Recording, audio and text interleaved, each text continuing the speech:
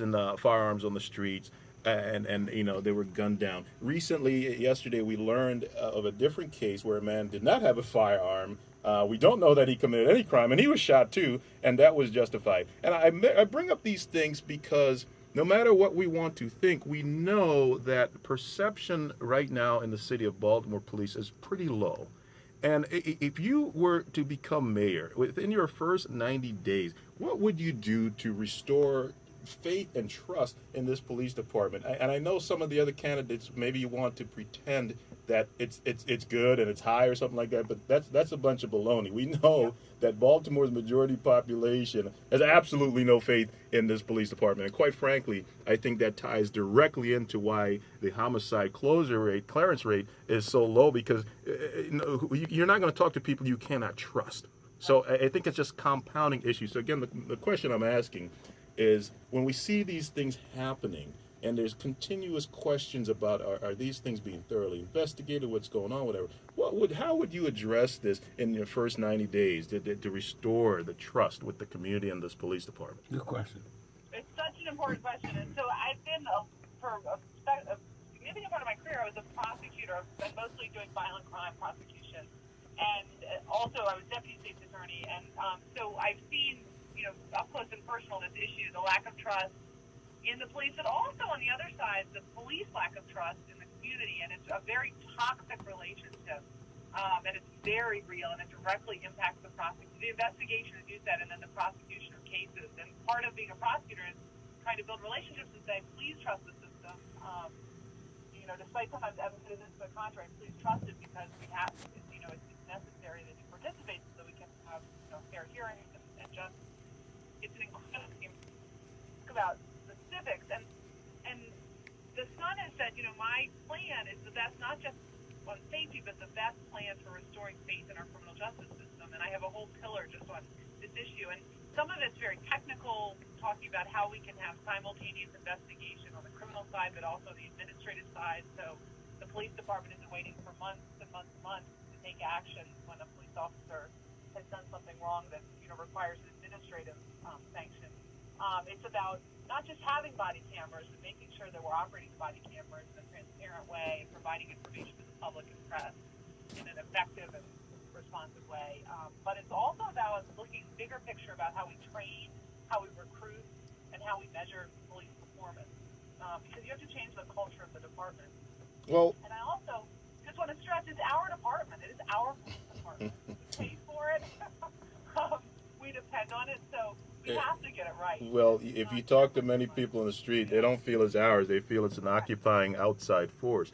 But, that's honestly how a lot of people feel. They don't feel any investment in this ideology. They're like, who are these people that are marching up and down our streets? Listen, we're coming up on the 1-year anniversary of the uprising that happened last spring. Right. And, quite honestly, I don't see how much has really changed in the culture within the department in the last 12 months. Maybe there are things going on that I haven't seen, but I'm still bothered, like you said, about how toxic the relationship is.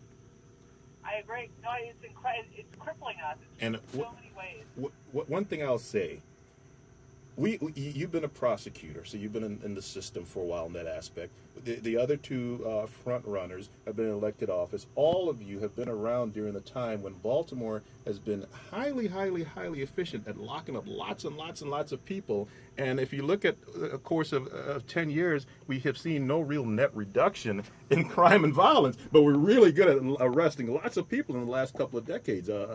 Wise men have said that, being efficient is doing things, doing things right, but being effective is doing the right thing. And it doesn't look like we've been doing the right thing. We've just been efficient. We're locking people up. They're going to court. We're doing this, and we're just going through the motions. But the net gain isn't measurable. Baltimore has not become a safer city.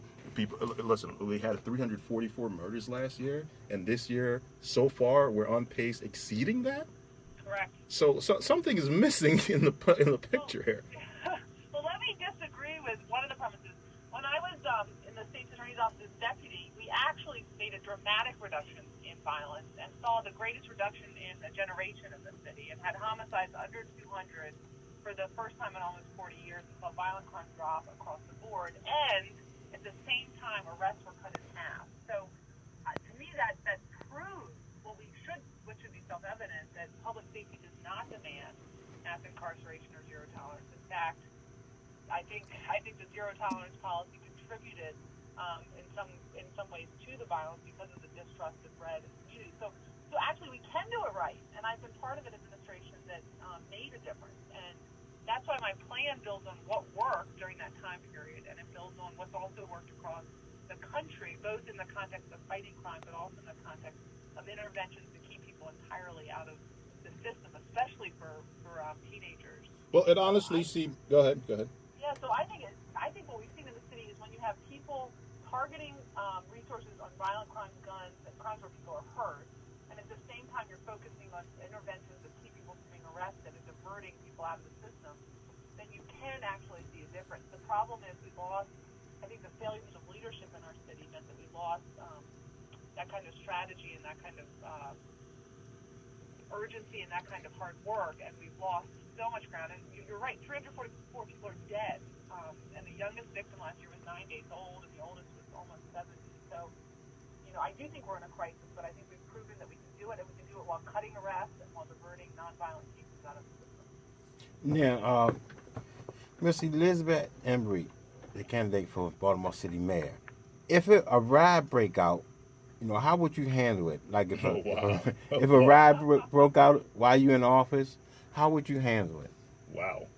Yeah. So, first of all, I think some of the problems of last April were around planning and leadership, and so it's not just the day of; it's all the things you do in anticipation. And some of that is like crisis management, planning, communications, all of that. But another part is working with the communities so that everyone's on the same page, and we're taking advantage of resources in communities to help think through and manage and communicate.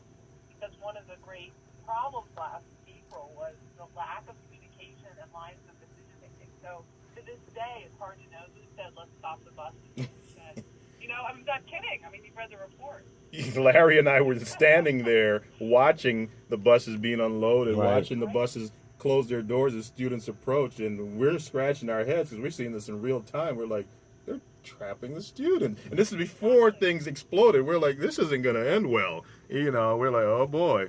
So yeah, and you went to school in the city. You know how it goes here. We don't have school buses here. Right. Kids are using public transit. If I could switch gears real quick, Yeah. one of the most controversial happenings in the city recently has been these TIFs, these enormous TIFs, which it's kind of interesting when I know that as a homeowner, as a property owner, I'm paying a ridiculous amount of property tax just to have the pleasure of saying I'm a Baltimore City property owner. But then I have all these nonprofits owning lots of residential footprints of property. That's all removed from the tax rolls. I have these corporations getting these huge tax breaks. A break here, a break there, like Oprah Winfrey. A break for everyone except the regular folks. So we're sitting around wondering like, huh? And I think that's why in the last 3 censuses, people are moving out of the city. They're not coming in, by and large, a net gain. And a lot of them are not going very far. They're going right over county lines. Right. But back to these TIFs.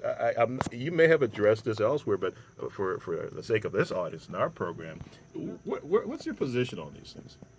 So my position is that a TIF or a pilot is the payment in lieu of taxes. These are financing tools, and the question is always, are they appropriate? Does the project make sense? And is the city doing its job to make sure the city's getting the best deal? And I have a lot of concerns about that. On the front end, there's a real lack of transparency, especially in the current administration. It's gotten even worse. So that members of the public don't know what is the calculus, what is the city evaluating, what is the